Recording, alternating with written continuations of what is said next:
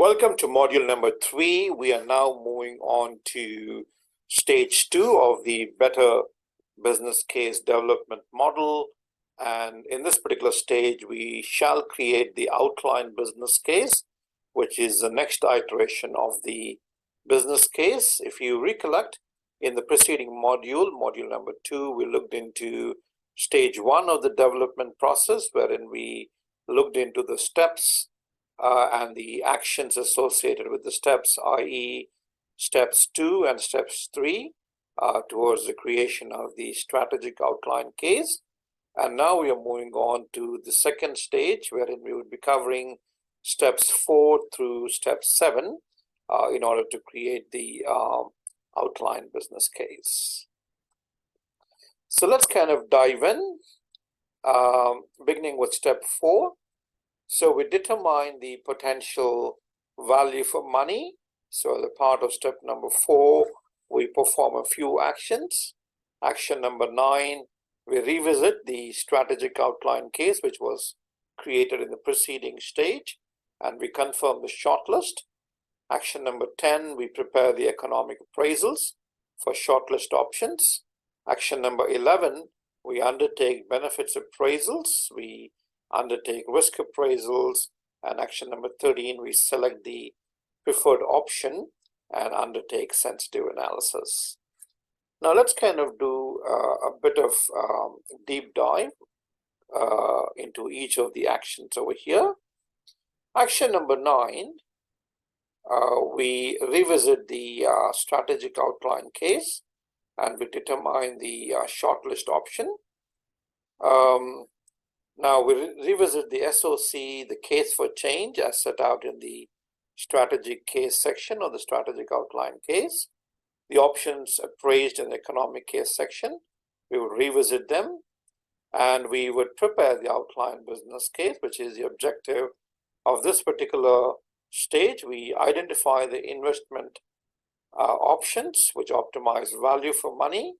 We prepare the scheme for procurement and we put in place the necessary funding and management arrangements for the successful delivery of the scheme. So action number 9, revisiting the shortlist options. Now, the case for change must be reviewed because management approval of the strategic outline case may have been conditional on some changes and adjustments to the project. The early opportunity for the organization and its key stakeholders to consider the project may have influenced its direction. Sometimes the case for change must be reviewed because some time may have elapsed between the strategic outline case approval and the commencement of the outline business case. And it must be reviewed because elements of the project may have changed. So those are a few reasoning. Confirming the change, the case for change and recording any material changes in the opening section of the strategic case of the outline business case would be a good thing to do. So when we review and test the recommended shortlists against the following long list of shortlist criteria, this could be some of the questions that we could ask. Do any of the options fail to deliver the spending objectives and critical success factors for the scheme is one of the questions we could ask. Do any of the options appear unlikely to deliver sufficient benefits, bearing in mind that the intention is to deliver a positive net present social value? Another relevant question. Are any options clearly impractical or unfeasible? For example, the technology or land is not available, so a particular option might become impractical or unfeasible. So we want to consider that particular question. Is any option clearly inferior to another because it has greater cost and lower benefits? Do any of the options violate any of the constraints? For example, are there any clearly unaffordable envelopes, for example? So are there any constraints on funding? Are things that we might want to kind of look into?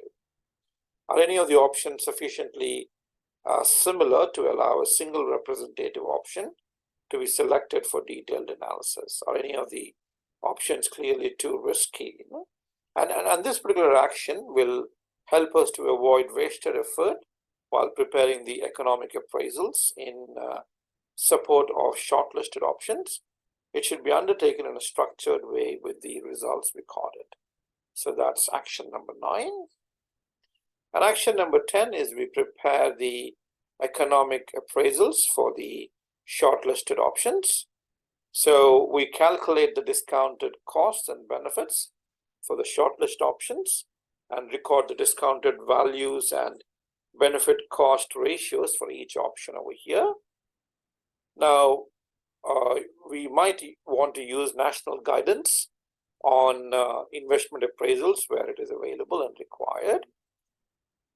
So this particular slide kind of contains a few principles of appraisal for the treatment of costs and benefits. So a few of those principles are laid out for us on the screen over here.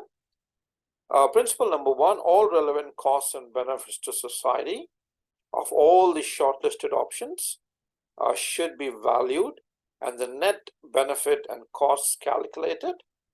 Relevant in this instance means all those costs and benefits that can be affected by the decision at hand. Another principle is costs and benefits should cover the useful lifetime of the assets or the contractual period for the purchase of the service outputs and outcomes. Another principle, the costs and benefits should be based on resource costs and reflect the best alternative use that the goods, assets, and services could be put to. Another principle is the wider social and environmental costs for which there is no market price should be taken into account. Another one is the sources and assumptions underlying each cost and benefit line in the economic appraisals must be explained in full within an accompanying appendix. And finally, the costs and benefits must be base year. The base year is defined as year 0 and must be at real relative prices, the same for all options. So these are some guidelines we might want to keep in mind. Now, practitioners, they should not confuse appraisals of the economic case with those of the financial case. So on this particular slide, we have a difference, an explanation of the key differences would be something that I would like to provide. Now, economic appraisals, they focus on public value from the perspective of society and take into account all social, economic, environmental costs and all effects on public welfare. Whereas financial appraisal, which is represented on the right side on the slide, they focus on affordability from the perspective of the public purse, often expressed in terms of public funding the project. So the key differences are summarized on this particular table.